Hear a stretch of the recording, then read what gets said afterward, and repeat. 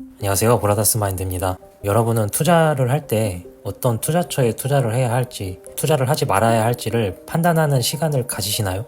아니면 남이 좋다고 하는 것, 남이 시켜서 하는 투자를 하고 계신가요?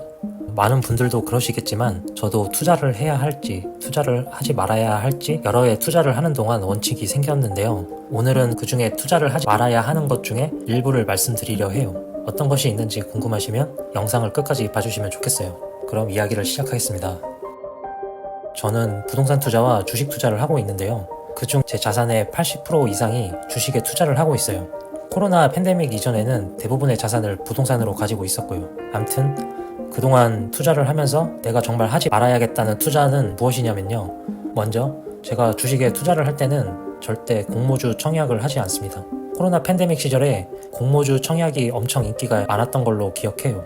제 주변에서도 공모주 청약을 통해 투자를 하는 사람이 많았고요. 청약을 통해 몇 주를 배정받아 치킨값부터 회식비 정도까지 버는 쏠쏠함이 있었다고 들었습니다.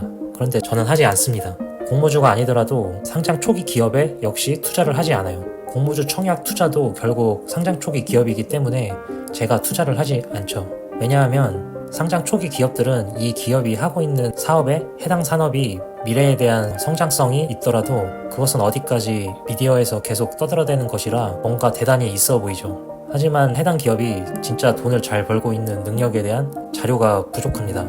네이버 증권의 재무제표를 보여주지만 그 회사가 비상장 때의 재무제표는 때에 따라 부풀려질 수도 있고 정확하지 않으므로 저는 믿지 않습니다.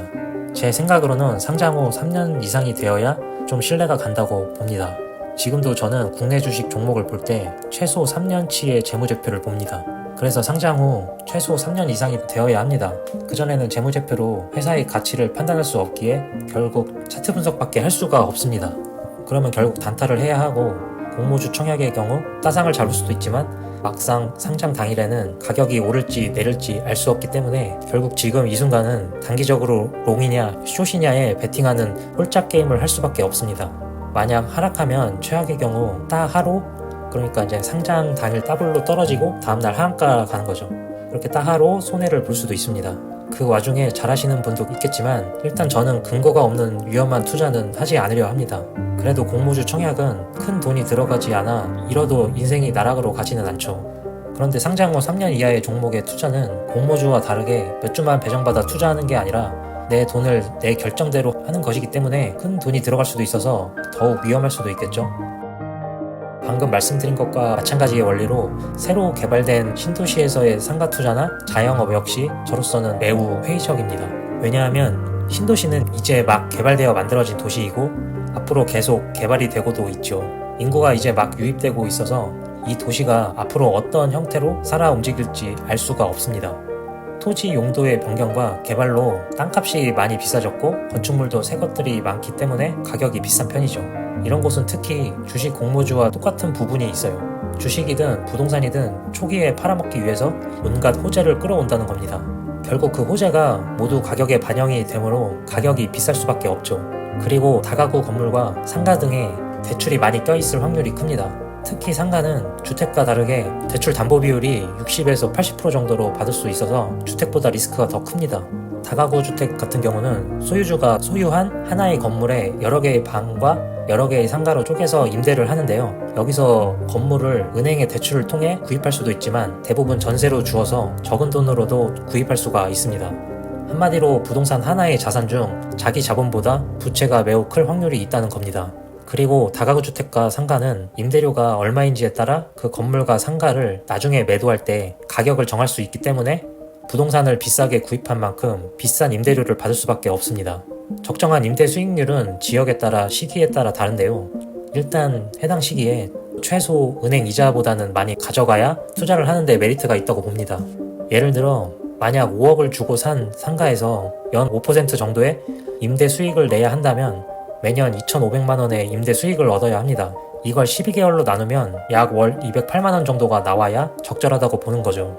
만약 10억이면 그 2배를 받아야 하고요. 이 계산은 대략적인 기준이 그렇다는 거고요. 여기서 임대 보증금과 대출금에 따라 임대료와 수익률은 또 달라지겠죠. 이처럼 부동산이 비싸지는 만큼 모두 임대료에 반영이 됩니다. 그러면 상가 임차인인 자영업자에게는 고정비용이 큰 상태에서 출발합니다. 비용이 커지면 마진을 남겨야 하므로 소비자에게 파는 음식이나 물건의 가격도 높아집니다. 이것이 하나의 가게에서만 그런 것이 아니라 그 동네의 많은 가게가 높은 가격의 물건이나 음식을 판매할 수밖에 없죠. 물론 저렴하게 박리담회로 파는 가게도 있을 수 있지만 진짜 가게 운영을 잘 하지 않으면 망하는 건 시간 문제죠. 그러니 보통의 가게는 판매 가격을 높일 수밖에 없습니다.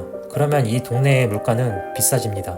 주택 임차인과 아파트 거주자도 높은 가격의 임대료를 냈거나 아파트 거주자 중 매매로 구입한 경우에도 대출을 포함한 높은 비용을 치렀기 때문에 실제로 사용할 수 있는 돈이 부족해집니다. 그러므로 그 동네에서 돈을 많이 쓰질 못합니다. 가뜩이나 요즘에는 높아진 금리로 인해 갚아야 할 대출 이자가 커졌고 온라인 쇼핑몰도 너무 잘 되어 있어 옛날보다 더욱 그 동네에서 돈을 안 쓰게 되죠. 한마디로 그 동네에 돈이 잘 돌지 않습니다. 그러므로 이 신도시 동네의 경기가 바로 활성화되기까지 시간이 매우 필요합니다. 어떤 동네는 활성화되기도 전에 경기가 꺼져버리기도 하죠. 여기서 많은 자영업자들이 피눈물을 흘리며 망해 나가고 다시 들어오기를 반복하면서 그 상권이 그나마 유지가 되기도 합니다. 이처럼 계속적으로 자영업자들이 힘들어지면 그 타격은 바로 상가 임대인한테 전이가 됩니다. 그건 바로 자영업자들이 망해 나가 공실이 난다는 겁니다.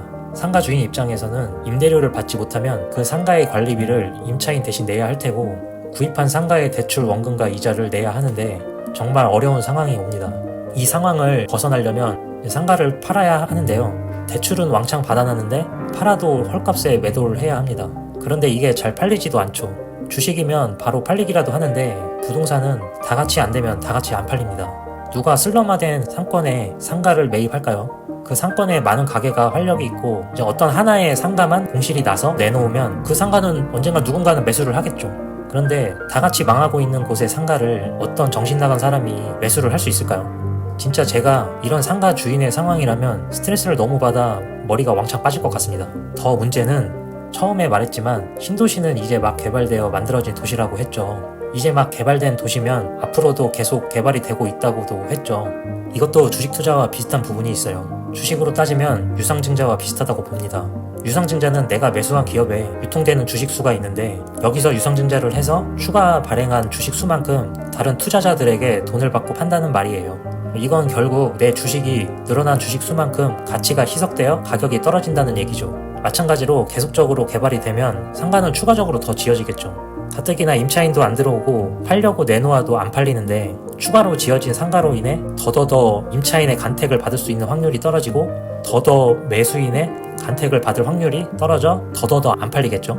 그런데 그동안 대출금을 갚아야 하는데 어디 가서 일해서라도 대출금을 갚아야 하는 상황이 옵니다. 정말 돈 벌려고 했던 일이 거짓골을 못 면하게 되어버립니다.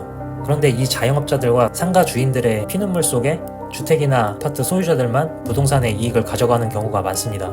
왜냐하면 상가는 없어도 상관없지만 주택은 사람이 살아야 하는 필수제이니까요. 그런데 이것도 앞으로는 어찌 될지 모르겠네요.